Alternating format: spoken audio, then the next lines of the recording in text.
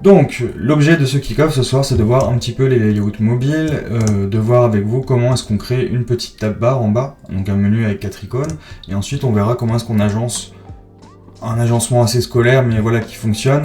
Quelque chose que je dis souvent dans les reviews, c'est d'essayer de casser un peu la monotonie, d'utiliser des blocs, et des types de blocs et des interactions différentes sur vos layouts mobiles, et donc du coup on va voir ça ensemble tout de suite. Donc je disais, on commence généralement, on travaille sur 4 colonnes en mobile, donc c'est une convention qui peut être détournée bien sûr, comme toute convention, mais là on va rester standard, on va travailler sur 4 colonnes. J'ai choisi un artboard de taille iPhone X, tout simplement parce que c'est l'iPhone que j'ai, et voilà. C'est complètement arbitraire. Et je vais donc régler tout de suite mon layout. On travaille sur une grille de 8 en UI design, donc je vais mettre la gouttière à 24 pixels et le margin à 32. Et je vais peut-être même passer la gouttière à 16, voilà, comme ça j'aurai un petit peu plus serré. Et je me dis un petit peu trop de margin, hop, 24, nickel. Donc voilà, j'ai placé mon layout, donc maintenant j'ai mes guides pour créer mon design. Donc on va commencer par la tab bar. Je vais aller chercher 4 icônes, hop, voilà, on a 4 icônes. Je peux prendre mes 4 icônes, ok, et je veux les aligner facilement, et je voudrais surtout qu'elles soient réparties de manière égale entre elles. Pour ça c'est très simple, je peux faire clic droit, Add Auto Layout, ou alors utiliser le raccourci clavier Shift A, d'accord? Donc Shift A, et hop, je déclenche un Auto Layout. Un Auto Layout, comment c'est? En fait, ça crée ce qu'on appelle une frame, on va dire que c'est un espèce de conteneur sur Figma, et cette frame, elle a des enfants, qui sont ces 4 icônes. Ce qui se passe, c'est que cette frame, et l'Auto Layout, ça se trouve ici, à droite, cette frame, elle contient ces 4 enfants. L'alignement est horizontal, il peut aussi être vertical, on peut changer la direction d'un auto layout. L'espacement entre les enfants est de 47 pixels, donc ça ne nous va pas, nous on travaille sur une grille de 8, donc on va mettre 48 pixels par exemple. Le padding, je vais y revenir tout de suite, pour l'instant est à 0. Et les éléments sont alignés pour l'instant en haut à gauche. Ça veut dire que si j'agrandis l'auto layout, tout reste bien ferré en haut à gauche. Donc je vais pas parler ce soir de différence entre les frames et les groupes, mais effectivement une frame c'est plus flexible qu'un groupe là-dessus. Donc je peux lui mettre une couleur de background, je vais lui mettre du blanc. Alors attendez, je vais forcer un petit peu le background pour que vous voyez bien. Et j'ai donc mes 4 icônes, avec un fond blanc. Donc effectivement, comme tu disais, ça respire pas énormément, donc ce qu'il faut que je rajoute c'est du padding. Les paddings c'est les marges intérieures. Il y a deux façons de rajouter du padding, où je peux rentrer une valeur ici, par exemple 24, et j'aurai 24 en haut, à droite, en bas et à gauche, d'accord? Ou je peux rentrer les valeurs de manière individuelle ici. Pour le coup, là pour l'instant je vais centrer, vous allez voir que très vite on va faire autre chose. Le padding, comment ça marche? Donc le padding ce sont les marges intérieures, plus je l'agrandis, et vous voyez, le contenu reste bien centré, mais par contre les marges autour s'agrandissent. Contrairement au margin, le margin c'est ce qui pousse les éléments entre eux, c'est ce qui les détache. Par exemple, entre ces deux blocs actuellement, si je zoome, j'ai 18 pixels de margin. L'ordre dans lequel on fixe les valeurs de margin et de padding sont les mêmes sur Figma qu'en CSS. Donc c'est pour ça que je dis souvent il faut penser ou connaître au moins le code, mais c'est vrai que c'est intéressant. Donc ça sera toujours haut, droite, bas, gauche. Ce qui fait que sur Figma, comme en CSS, si je mets 16, 24, je vais avoir 16 de padding en haut et en bas et 24 à gauche et à droite. Ok ? Petit problème de ce qu'on est en train de faire, c'est qu'en fait ça s'adapte pas vraiment. Là ça va s'adapter, mais au final mes icônes elles sont trop éloignées du bord, vous êtes d'accord? Et du coup on n'a pas forcément un menu et puis c'est pas très scalable en termes de design. Donc en fait on va utiliser une fonction de Figma, ici c'est pact, ça veut dire que pact, je peux agir sur l'espacement entre mes icônes. D'accord? Elles sont empaquetées, elles sont en paquet. Contrairement au space between, ça c'est très important à comprendre, le space between il va répartir équitablement les éléments de l'extrémité gauche à l'extrémité droite de la frame. Ok, vous voyez que là, j'ai remis le padding left et le padding right à 0 et que du coup, les icônes, elles sont complètement collées. Ok, donc si je mets 0 partout et que je colle le menu en bas, voilà. Donc, ce que je vais faire pour décoller un petit peu les icônes du bord, c'est fixer une valeur de margin. Donc si je regarde à nouveau mon layout en appuyant sur CTRL-G, vous vous souvenez que la valeur de margin intérieur qu'on avait setée, il me semble, je crois que c'était 24. Donc ici, il faut qu'on mette 24 pixels de padding left and right et 16 en haut et en bas. On va voir ce que ça donne. Donc je vais faire 16 pour mettre en haut et en bas et 24 pour mettre à gauche et à droite. Hop, je peux appuyer sur CTRL commande et bas. Donc ça c'est les touches pour les touches pour aligner les éléments. Voilà. Et donc vous constatez que mon icône, elle est bien alignée. Donc toutes les icônes, elles ont toujours une frame de sécurité de 24 pixels généralement. Donc en fait, en soi, elle est très bien alignée, même si le vecteur l'est pas. Ok. En design, on considère que ces 2 pixels là, c'est vraiment des pixels de sécurité qui est autour de l'icône. Donc vous formalisez pas pour ces 2 pixels et surtout n'allez pas faire ça. Parce que du coup là, vous iriez casser un peu la façon dont sont faites les icônes. Donc laissez-les telles qu'elles sont. Mais maintenant, mes icônes, elles sont bien réparties. J'ai la première à gauche qui est tout à fait sur le début de mon layout et celle à droite qui est tout à fait sur le bord de mon layout à l'extrémité droite. Rien vous empêche, si vous le souhaitez, de les resserrer un petit peu. Ça, c'est juste un design qui est, comme je vous dis, un peu scolaire et qui tombe juste. Mais étant donné qu'on n'a que 4 icônes, vous pouvez tout à fait envisager de les resserrer un petit peu. N'oubliez pas qu'une zone de touch, ça veut dire une zone de l'icône, c'est quand même un peu plus que 24 pixels. Je vous rappelle que la taille de l'index, ça doit être... la taille de l'index d'une personne, d'un adulte, c'est entre 36 et 48 pixels, et du coup, votre zone de touch doit être à peu près de cette taille-là. Voilà comment on crée facilement une tab bar. Hop, on peut la renommer tab bar d'ailleurs, sur Figma. En fait, j'ai juste augmenté le padding left, enfin gauche et droite, de la frame en fait. Tu vois, donc si tu... Voilà. En fait, c'est ça. Ce que je vous dis, c'est qu'il vaut mieux jouer... En fait, il vaut mieux jouer sur le padding de la boîte, du container, que jouer sur l'espace individuel des icônes. Je sais pas si c'est très clair. Parce qu'en soi, en les mettant space between, si je mettais 0, le space between, ça va les répartir aux extrémités de la frame. Tu vois. Mais donc, elles sont trop collées. Et donc, comme moi je disais, mon margin, il est de 24 pixels sur l'écran. Parce que 24 pixels, voilà, c'est pour que mon design respire. Et ben voilà, du coup je mets 24, mais là je me dis quand même, je trouve ça un peu éloigné, je pourrais mettre 32 par exemple. Hop. Voilà, tu vois, et là ça me convient. Et elle respire et il y a de la place. Ok. Concernant ensuite les layouts mobiles, donc c'est un truc que je raconte très souvent dans les UI reviews, pardon, mais l'idée c'est souvent de casser le rythme. Donc ce que je vous propose c'est de faire quelque chose plutôt d'assez simple, mais sur lequel on aurait par exemple... on pourrait avoir 3 cards, un peu plus même, avec un scroll horizontal. Donc là je vais faire option commande G pour créer une frame, et je vais l'appeler par exemple top slider. On va s'en occuper après. Ensuite par exemple je pourrais créer une grosse section avec un dossier spécial, ou on verra, suivant si vous avez des idées. Donc là, en soi, si je regarde mes cards, je vais forcer un petit peu le trait, elles sont plus hautes que larges, donc peut-être qu'en dessous, pour casser un peu la monotonie, je peux faire quelque chose d'un peu différent. Je pourrais éventuellement, bien sûr, rajouter un title. Donc ce que je peux faire, par exemple, c'est aller chercher des images sur Unsplash. Bon, il y a plein de plugins pour les images, il y a plein de plugins pour faire ça.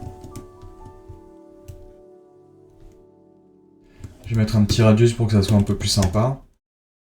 Et là, ce que je peux faire du coup, pour mettre du texte qui sera lisible, c'est faire CTRL-C, CTRL-V ou COMMAND-C, COMMAND-V si vous êtes sur Mac. Ou alors même on peut créer une nouvelle forme, tiens, c'est un peu vite. Hop. Donc petit raccourci clavier très pratique sur Mac, Shift, Option, Commande, parenthèse qui ferme, ça vous permet de monter et descendre des calques. Je sais pas si vous voyez dans la liste à gauche là. Attendez, du coup ça ne marche pas. Hop, l'image elle est où? Elle est là. Ah oui, forcément. Donc là, hop, mon rectangle est derrière. Je vous disais, petit raccourci clavier très pratique. Shift, Option, Commande, parenthèse qui ferme. Et ça vous permet de passer un calque par-dessus.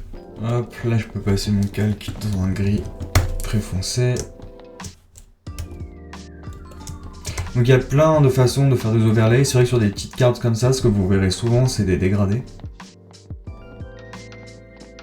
Donc en l'occurrence,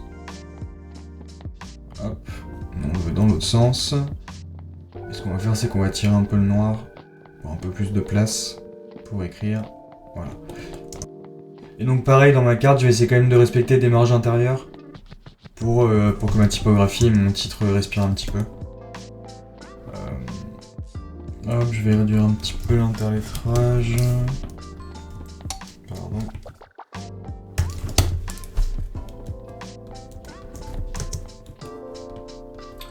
Donc ces cartes, par exemple, je vais pas faire toutes les cartes, hein, vous avez compris le principe.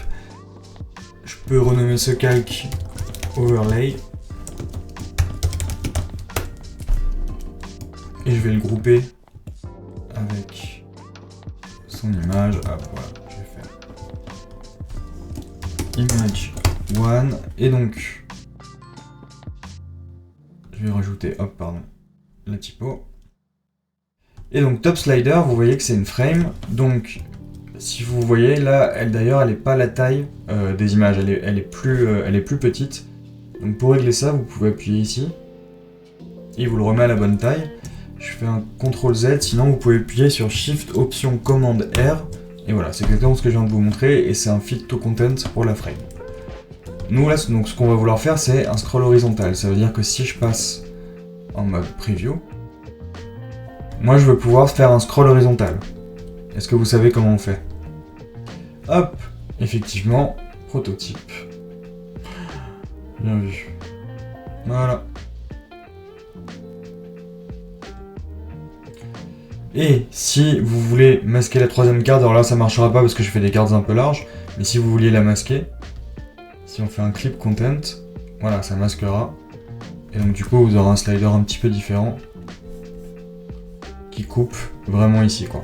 Mais du coup on voit pas la troisième carte, donc là c'est pas ouf ce que j'ai fait. Mais vous pouvez réduire éventuellement la width de vos cartes. Si je veux casser le rythme, du coup, ici, je pourrais tout à fait faire une illustration, on en avait dans les assets, donc servez-vous-en. Hop, par exemple, ou alors une photo. Hop, on peut prendre cette photo. Je vais la coller à côté. Du coup, je vais travailler directement sur la photo. Hop. Donc pareil, je la cale bien, j'appuie sur Shift. Voilà. Si vous voulez rogner une photo, donc rogner ça veut dire la couper, mais là on n'a pas tellement de place parce qu'en soi elle est déjà bien coupée, on est pile sur les cheveux. Et ici on a le bras qui dépasse juste, mais sinon vous pouvez appuyer sur Option, clic, et ça vous pouvez rogner une image comme ça sur Figma. Voilà, un petit raccourci qui est assez cool. On peut lui donner pareil un petit border radius pour l'habiller un petit peu.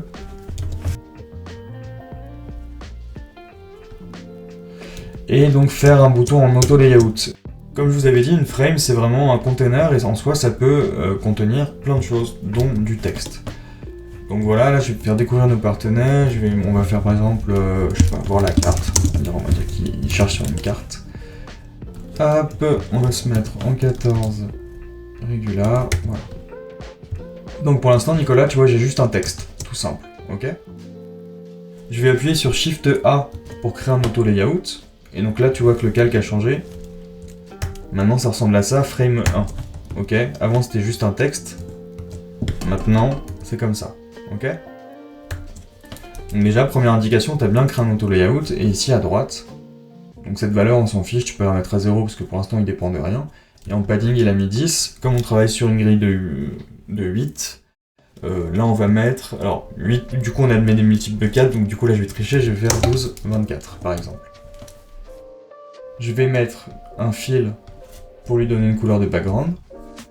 Allez, on va prendre une couleur... je ne l'avais pas passé en style la dernière fois, hop, on va prendre celle-là.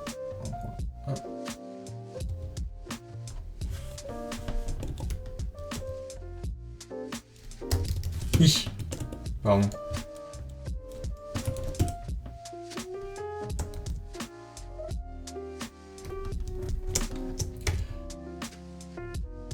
Ah, CTRL-C sur PC, ouais.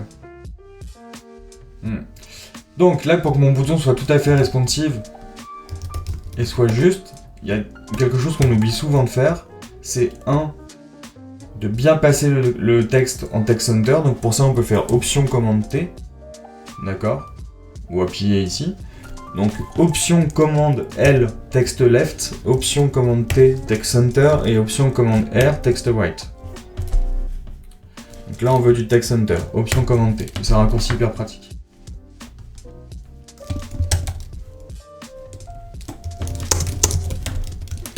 Hop, et on va pas oublier non plus de bien se mettre en centré. Voilà. Et donc du coup là on a un bouton qui s'adapte bien. Là je pourrais même d'ailleurs le faire à droite. Ça marcherait.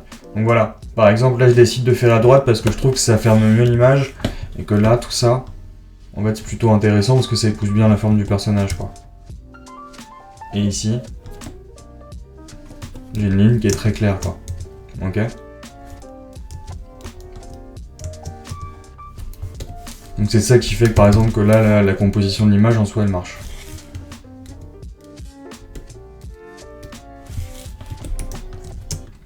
Ensuite là j'ai dit que je voulais créer des petites cartes événements. Hop, je vais juste me faire de la place, je vais en garder une. Je vais aller rechercher une petite image. Bon. Donc on va créer un petit événement. Pareil, je reste toujours consistant sur mes radius, j'ai toujours mis 12, donc je laisse 12, d'accord. Et là, je vais juste créer, je vais vous montrer comment est-ce qu'on crée une petite carte, pareil, avec les auto-layouts. Donc là, je vais donner un titre. Jeudi 24 mars 2000.